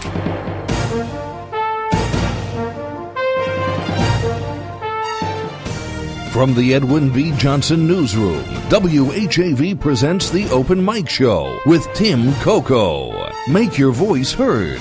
Call 978-374-1900. That's 978-374-1900. Or email tcoco@whav.net. Welcome back to the Open Mic Show. All right, so we still have a cake contest operating from our friends at LBD's Second Generation Italian Bakery. We wished happy birthday to Elizabeth. If you know someone, and you can nominate yourself, who's having a birthday or a couple that's having an anniversary in December, call in right now, 978-374-1900, and they'll be entered into the contest. Also, our good friends at Kimball Tavern Antiques have a kind of a three-part trivia question. The person who answers the trivia question wins a $10 gift certificate to Kimball Tavern Antiques along the Santa Parade route, corner of Salem Street and South Main Route 125. Here's the question. It needs a little bit of an explanation. Before they started the Santa Parade in 1964, what did the city do for an activity for kids and adults? Well, here's I'll give you part of the answer. It was a Christmas party. All you have to do is say where the Christmas party began, which location, and where did it go when it became too big. Okay, there's two. And who played Santa Claus? All right, it's not that complicated. If you have a question about it, though, give us a call, 978-374-1900, and maybe one of you will win a $10 gift certificate to Kimball Tavern Antiques. Is there someone on the line, Nate? My light is on. No one there? All right. If someone had somehow gotten to this phone and I just hung up on you, try again, 978-374-1900. Okay. We were talking about a couple of topics tonight. I'd like to hear your memories of the Haverhill Santa Parade turning 50 years old this year. It takes place Sunday beginning at 1 p.m. Earlier, our guests were Haverhill City Councilor Tom Sullivan, whose father for many years ran the VFW Santa Parade, and Roland Plourde, who is the chairman of the parade committee. They were both on the program telling us about it. Nate has some posters from the last 10 years. Ignore the dates on the older ones. The Santa Parade is this Sunday. What are your memories? We heard from Maria Stefanos, and she... now there's a call? I didn't hear it ring. We heard from Maria Stefanos, who talked about her memories of the Santa Parade, and she got a Rudolph balloon, and she says she still has it. Dates collected a few other memories. We also received a photograph of, I think, Cub Scouts from Tracy Lawrence setting up a float for the Santa Parade some time ago. Nate will show you all those as we take some calls. You are on the Open Mic Show. Hello, Tim. Hi there, how are you? Okay. Any progress on that theft? Nothing yet. Nothing yet. Folks, this is Brian, who suffered a tremendous loss recently when, and maybe you don't want me reminding people, I don't know, Brian, okay. But we feel bad about it. Tremendous loss when not only was his money stolen, so was the safe that contained it. Well, the safe was only a $20 Walmart safe. My double loss is that I lost my wife and I lost most of my money. Now, you've had a terrible year. You lost your boyhood home, you lost your wife, and now you've lost your savings. And I was wanting to know if they had any leads, because I think some Open Mic Show listeners want to help if they can. I'm sure they would. So what is on your mind? Well, I was trying to remember... prior to 1964, I mean, Woody started heading in that direction of, what did we do, before 1964? That's right. What did we do before the Beatles? Yeah, because, well, you were a toddler at that time. That's right. But I'm old enough that I should remember, and I don't. And I was in the Sons of Italy Drum and Bugle Corps back in the day. Oh, you were? I'm not Italian, but most of us weren't. No, especially when I learned how to pronounce your name last week. Uh-huh. So, maybe we just change it. Actually, you don't know what, probably don't want to know what ran through my mind. I'm trying to, Italianize your name, and it came out Linguini, so I guess that's not a good one. Sounds like you've been talking to Vinnie Willette. Yeah. That's what he calls me. All right. That's okay. I call him Vinnie Vinaigrette, so... Oh, all right. I like that too. I'll save that for when he's on the program. Hey, so you want to take, you want to take some wild guesses? Wild guesses? At the Christmas party locations? And who played Santa? Well, the only Christmas party that I can remember, it was not far. It was the Haverhill Ballroom on, in that building that the Masons own, Oh, okay. On Merrimack Street? Yeah, on the corner of Merrimack and Howe. There's a ballroom? Well, that's what they called it. Oh, okay. That's what they called it. And there were a bunch of kids. I think probably kids who, maybe, they were underprivileged or something like that. All right. And I don't know who Santa's name was, because I tell people that I'm Santa. Oh, geez, yeah. Because I was kind of built like him, but then getting less and less so, the weight is going down. So mine's going up. I got to fix that. But I used to have a beard, too, so... Okay. I can't imagine you with a beard, but I haven't really... You know, it's funny, as you see me on TV, I see your photos on Facebook.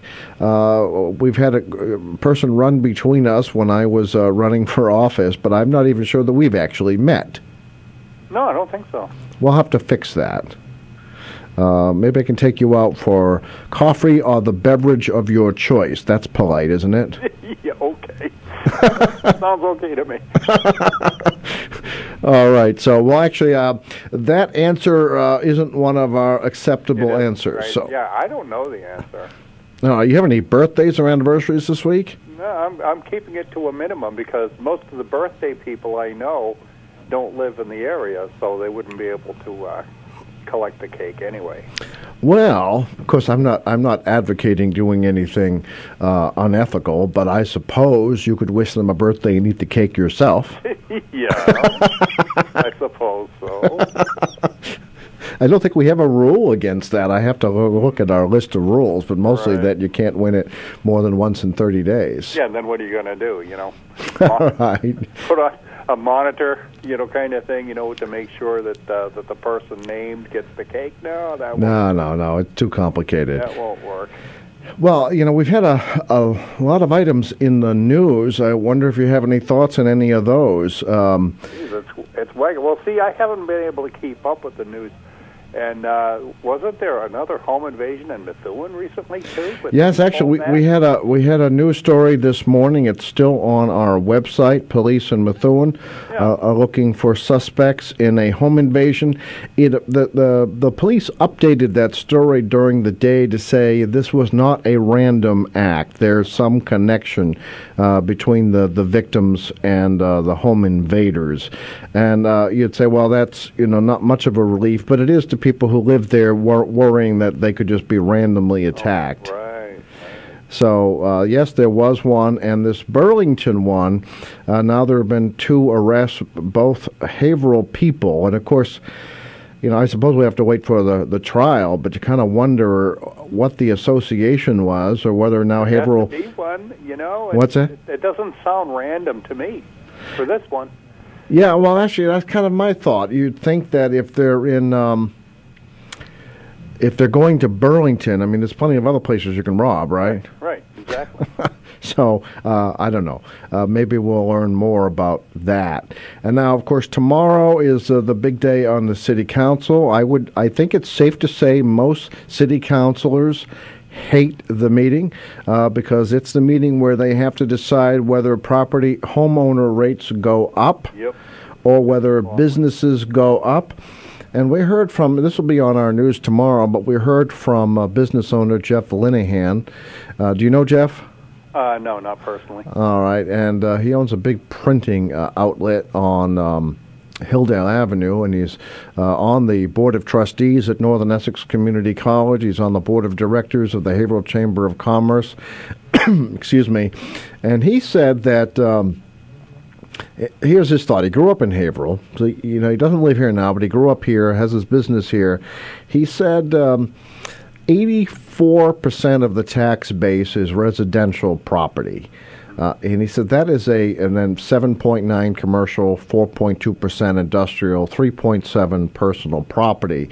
He said, however, in 1976, commercial and industrial property held 35% of the tax base.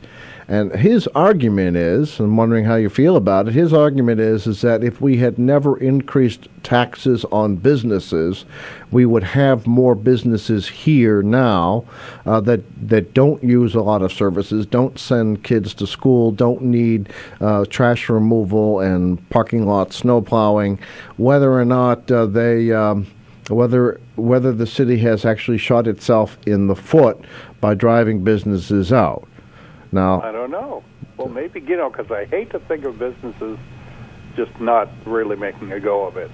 And we've seen several downtown. No, we've watched pretty much our whole downtown go. It's on its way back now. Well, yeah, but even on its way back, we got restaurants and bars.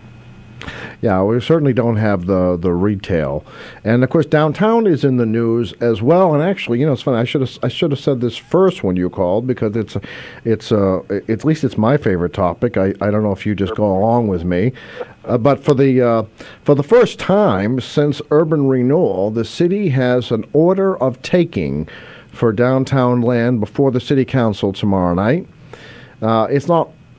It's not a very big taking. It's mostly easements for surveying and sewers and water and. Right. It's not an actual building that they're going to take and. But if you read the language of the order of taking, it says that no structures will be removed unless they are needed to complete the work. So if by some odd, and it's probably not that odd, those are old buildings, the sewer and the water systems are partly below one of those buildings. Right. And of course it's the 60 Merrimack Street. Technically it's actually something like 56 to 60, but 60 Merrimack Street, Northeast Behavioral Center, that's the property most affected. I was surprised when I was reading the deeds that they paid $3.5 million for that property. The city's Hudson Apparel. What's that? Hudson Apparel used to be in there. Oh, okay, that's right. And so was Haverhill Independent? I guess. And I think Discount City, and before that CVS. Oh, okay. Getting me going here, Brian. Yes, that's back when we used to call it consumer value. Yes, that's right. Yep. Now, my old boss, probably would prefer to call it former boss than old boss, but my old boss at WHAV back then was Ed Setlin. Oh, I remember that name. And Ed Setlin and Jerry Fishbein owned the property that CVS was in. And when CVS left, and this is before the internet, so they asked CVS to leave the shelving behind, and their motive was that they could then read the labels off the shelves, restock it, and reopen, and as though CVS had never left, and then cash in. And they called it Discount City. And many of us at the radio station, and I know some of us in Hollywood don't want to admit this probably, but when you worked for Ed Setlin, you also worked for his other enterprises. So you'd get off the air and go down to Discount City to stock shelves. I think Tom Bergeron can tell you some stories about having to sell ties out of the radio station itself. When Ed Setlin bought a collection of ties, I don't remember, if the ties were becoming wide or becoming narrow, but whatever it was, we had the wrong kind. Well, Fishbein owned Hudson Apparel too, didn't he? That's right. There's some connection with that property there. Yeah, I remember that name. So yeah, it was Jerome Fishbein, and I believe his daughter is one of the people who is on the You're From Haverhill When Facebook page. Oh, is that right? Now, the problem is, I always think this is unfair to women. They give up their maiden names, and then you have trouble figuring out the connections. So I believe there's a Fishbein, former Fishbein, on the site. Really? All right. So, well, you're a property owner. Yeah. So, for now. Yeah, well, so taxes could be going up. Well, it looks like it's almost unavoidable. The mayor appears to be proposing that the rate go up for businesses, this classification factor that businesses would pay 155 or 160% of their value. But it would require something, north of 175 to actually bring the taxes down. Yeah, so I don't know. He'll probably be there to explain it all. And then face the challenges, with the questions of the city councilors. Yeah, we'll see. We'll see how that goes. But anyway, it looks like we're time for news. This night is going by fast for me. Geez, and I was looking forward to Rebecca Foster. Oh, actually, you're the second person who likes the way. I don't know if you like it, but who's commented. I like making fun of it, Tim. There's someone else was making fun of Rebecca Foster. That's right. Washington. Yeah, so that's right. Okay. It's somebody else doing the news tonight, though. So. Well, it's funny. I remember back when UPI hourly news was on WHAV, and there was some collection of voices then that we used to make fun of. I can't remember any of them now. But on NPR, we used to make fun of Carl Castle. So... All right. Well, I'll just restrict myself to making fun of Haverhill accents or northeastern Massachusetts accents anyway. All right. Anything else on your mind? No, not really. All right. Well, please, even if it's off air, keep me posted on what's happening because I have been in touch with a few people, and I there's some people who would like to help. Okay, I appreciate that. Well, the police haven't had a whole lot of opportunity to really work on it. Because they're too busy arresting people downtown for drugs, right? Arson and things like that. What? Home invasions. Yes.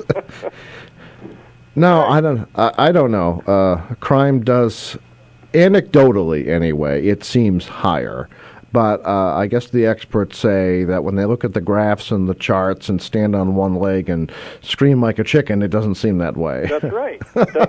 It seems higher when you're the victim, I guess. Well, it seems higher when I'm back in the news job once in a while, helping our news director, looking at these police reports every morning and saying, and not only looking at that, I know Nate's like I'm way over time now, but not only that, but you can correlate, frankly, the police reports with the obituaries. And if in these days the obituaries are rather pleasantly written. Someone could die suddenly from a drug overdose, and it's called a short illness. Yeah, right. So, but if you look at the ages in the obituaries, and I don't mean to... You see some really young people in it. Yeah, and it seems like, and I'm not going to say this is the case with all of them, but you can certainly draw some connections. I believe one family was pretty brave, and they wrote that they lost their son due to drug addiction. Oh, yeah. Every so often you see that. And I think it's probably, it's something that maybe it's a good thing to let people know that. But in any event... Well, I get some issues the way the obituaries are written sometimes anyway, but that's another topic for another time. Yeah, let's talk about that sometime, too, because I have a lot of opinions on it. Teachers would be turning in their graves. That's absolutely right. I couldn't agree with you more. Yep. All right, then. Well, thank you very much, Brian, and good luck to you. Thank you, sir. Have a good night. You too. Take care. Bye. All right. Nate is just like pulling out his hair. He's almost bald now. He wants me to get off the air. What does that mean? He gives me these hand signals that are not on the chart. Switch the brakes.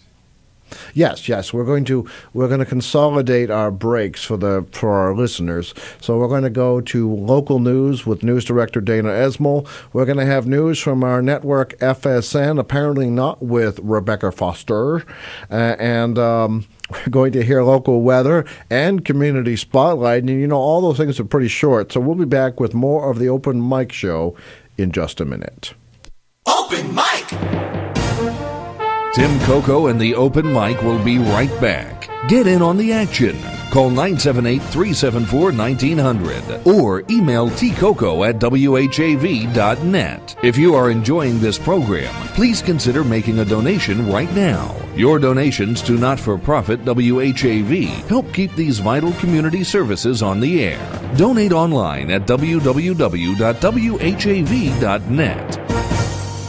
It's 8:12. WHAV Merrimack Valley. WHAV is a not-for-profit service of Public Media of New England, Incorporated. It's heard on 1640 AM, the web, at whav.net, and participating cable television stations.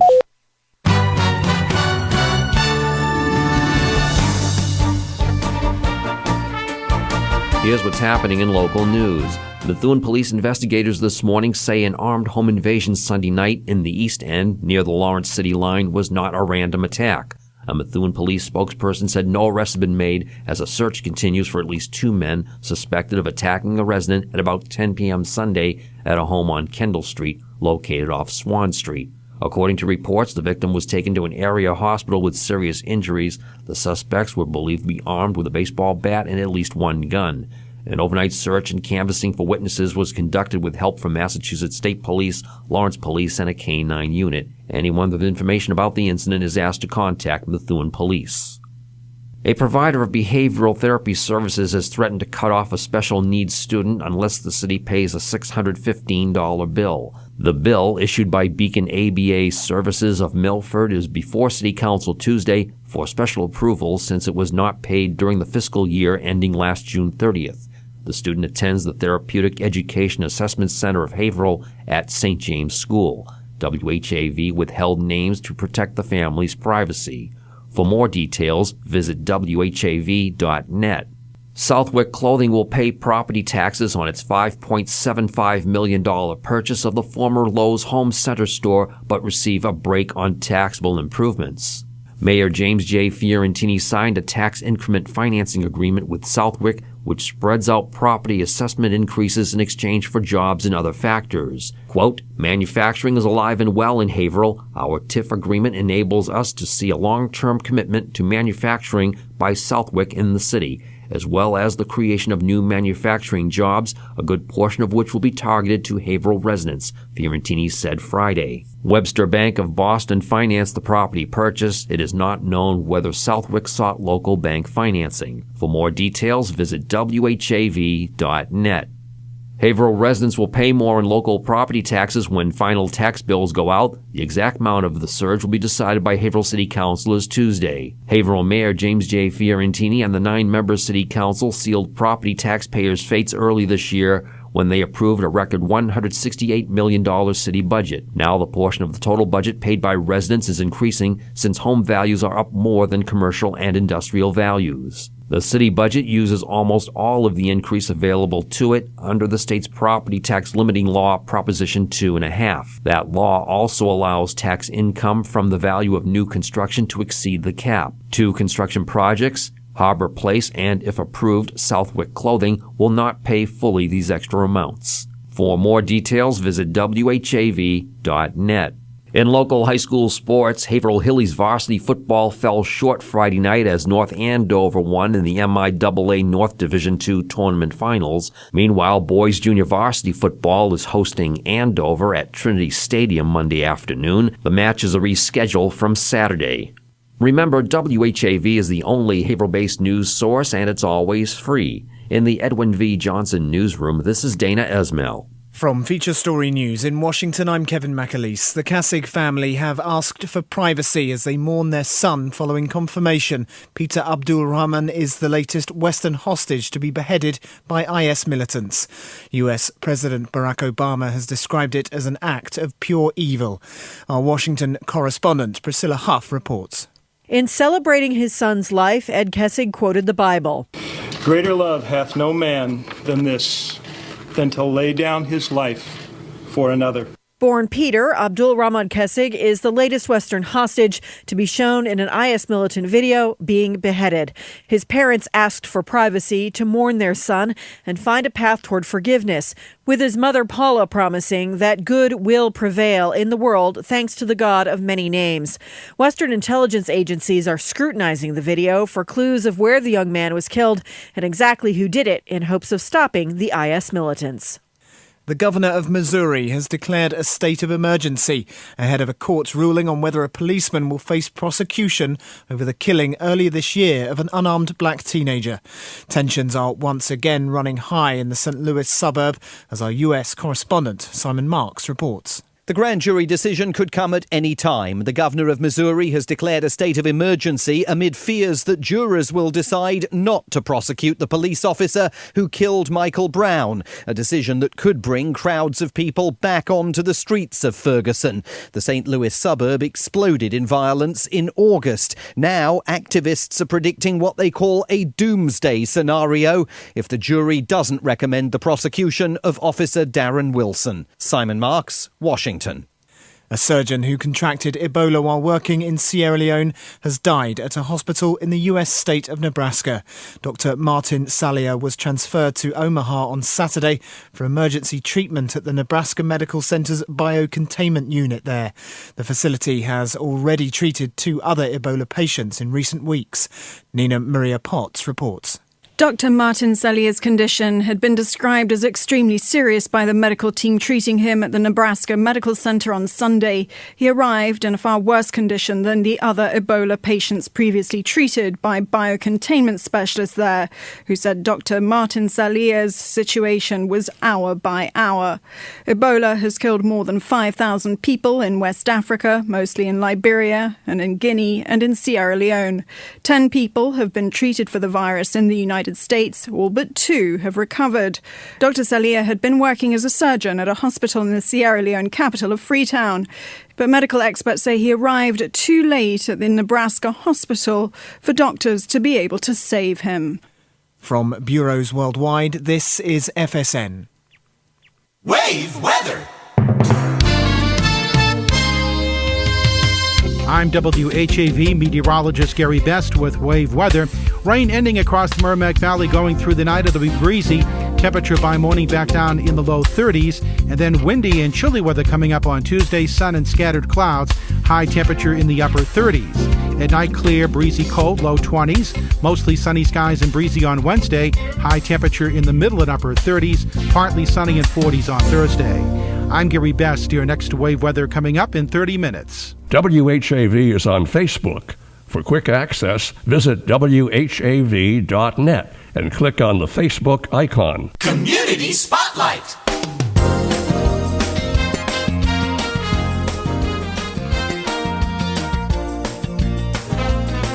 The Haverhill Public Library offers free weekday movie matinees. November will offer classic Tough Guy cinema.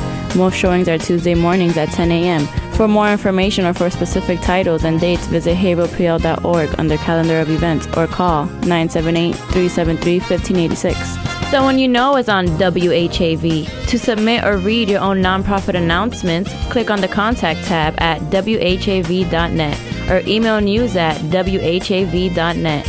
In the Edwin V. Johnson Newsroom, this is Martha Melendez.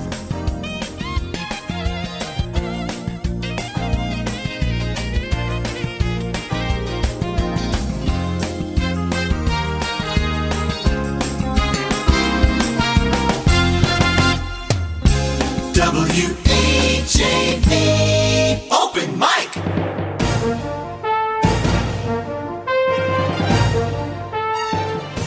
From the Edwin V. Johnson Newsroom, WHAV presents the Open Mic Show with Tim Coco. Make your voice heard. Call 978-374-1900. That's 978-374-1900. Or email tcoco@whav.net.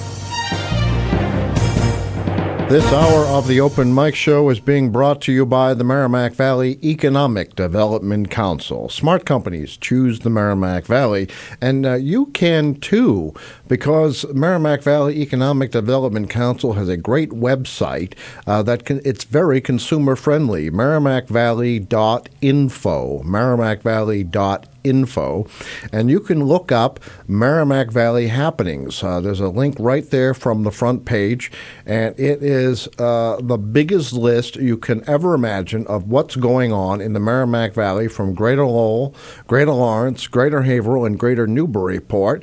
Looking for something to do, you look at that. Some great things on the list.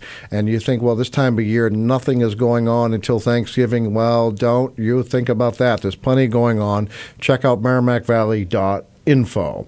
Here's a news item I meant to get to earlier, but Open Mic Show and WHAV historian David Goudswood gets some accolades today. H.P. Lovecraft in the Merrimack Valley, David Goudswood's latest book, was included in the list of 2013 notable releases in the Best Horror of the Year, Volume 6. That is edited by Ellen Datlow, if I'm pronouncing that correctly, the award-winning science fiction, fantasy, and horror editor and anthologist. So kudos to David Goudswood. His book has made this list.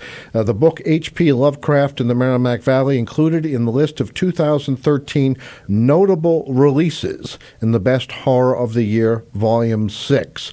And you know, if you go to WHAV's website, right at the top of the page, you can go. I'm going to do it with you.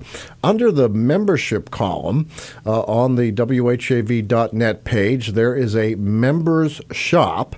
Click on Members Shop, and then you'll be able to see some of the books and authors that are listed there, and you'll find David Goudswood by name listed here, and you'll be able to look at some of his offerings.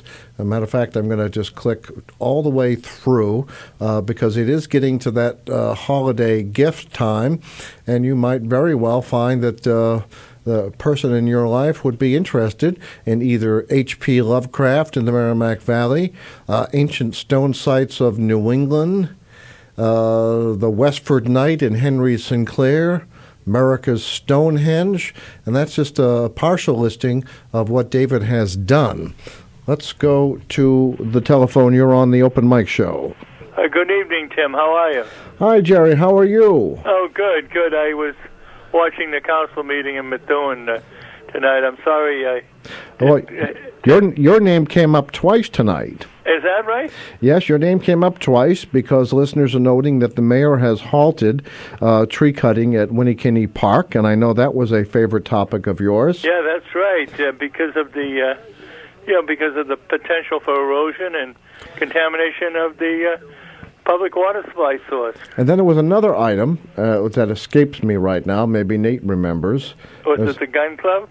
Not that one. You've never been able to get anybody from the gun club to talk on your program. No, that's because we make them disarm at the door, maybe.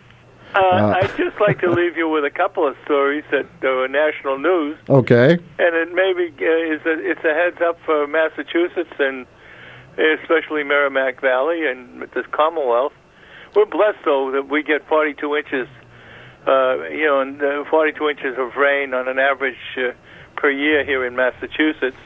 That's based on 100 and some odd years, That's but right. out in California, they're really running out of water, and there's probably going to be some water wars in the near future because now they're going to not surface water, but groundwater. And, when you start pumping groundwater, you start getting litigation relative to mineral rights, and this farmer is getting wells constructed, deep rock wells. That's draining someone else's. Water from his next door neighbor. That's draining someone else's. This is something we're hearing in the Middle East too. Exactly. That's coming up. So, so water wars. It almost gives it a kind of a heads up that we should start looking at projects that were put on the wayside. We always seem to be late, and it's all about money and poor planning. For example, can you recall 40B, which was going to be on a diversion from the Ipswich River? Oh, right. Which would have taken care of maybe 5, 6, 7, 10 communities in that particular area, Well, we could build another Quabbin. We can put a dam up in Newburyport and flood it. No. Yeah, but NIMBYs, the NIMBYs are, not in my backyard, So no, I don't think anybody wants us to. Was defeated, and it's a sad thing. Maybe it should be looked at again. And then the other big issue, a big story was fracking impacts in Montana. Kinder Morgan had some problems up there, and actually one community in Montana. This was 60 Minutes. No, and Kinder Morgan wants to put a pipeline through Andover. Is that right? I think so, yes. Basically, yeah.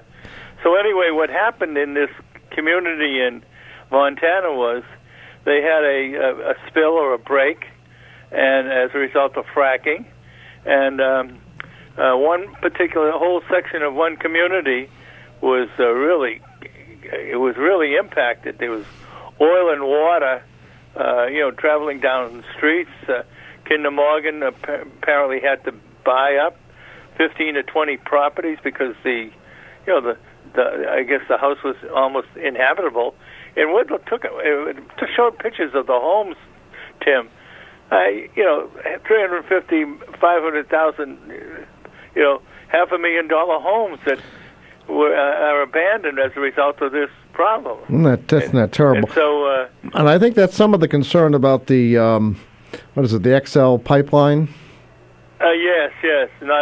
But again, you're damned if you do and damned if you don't. I mean, we need the oil. We need the hydrocarbons. We need the gas. But there should be a balanced policy for energy, which should include all kinds of energy, not just oil and gas, but nuclear. But you'll never get it in Massachusetts, I don't think, any additional anyway. Solar power, hydro, a balanced approach, really, Yeah, it seems to me we need some incentives because every one of the roofs in this industrial park where WHAV is located would be a great place to put solar panels.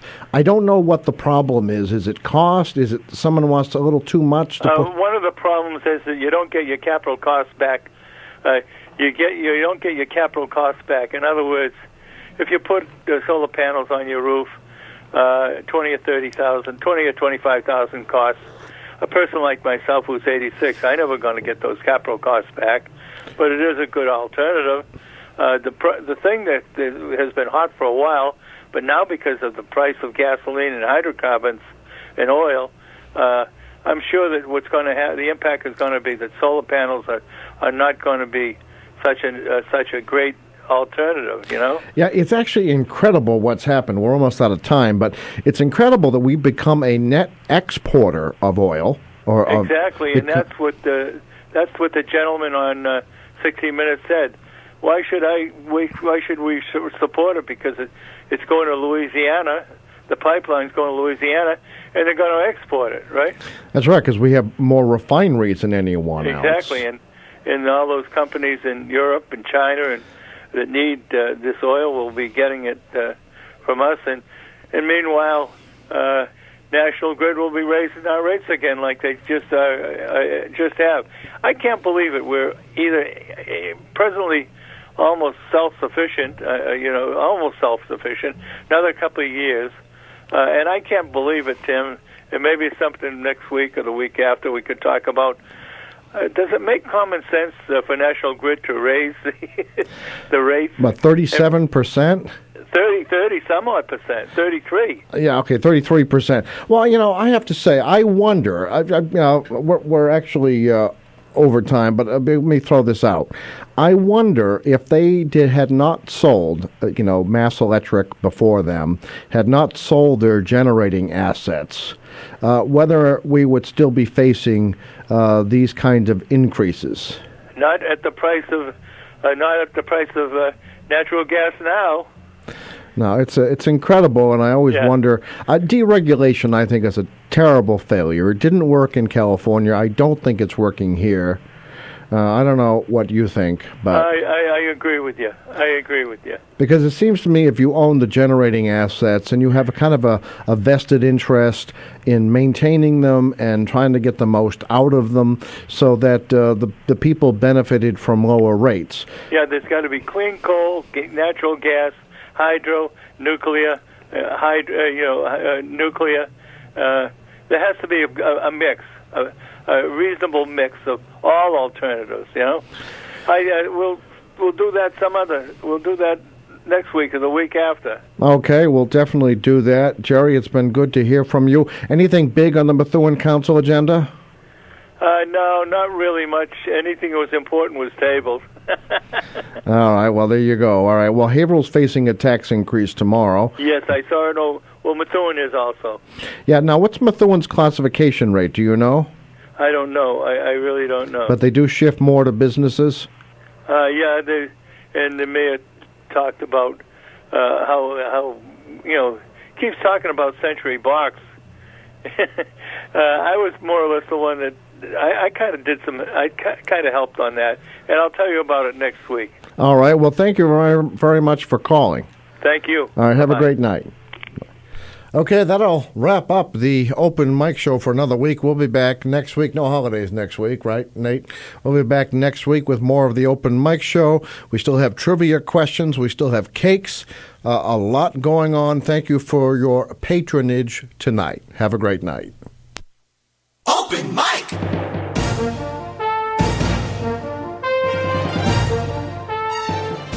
Join Tim Coco live on the Open Mic again next Monday night at 6:30. The opinions expressed on the Open Mic show are not necessarily those of WHAV, its underwriters, or affiliated stations. The Open Mic show came to you from the Edwin V. Johnson Newsroom.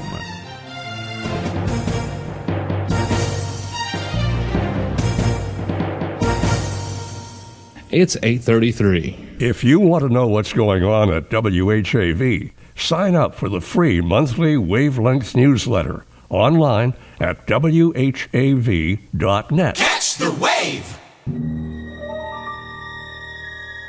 Suspend.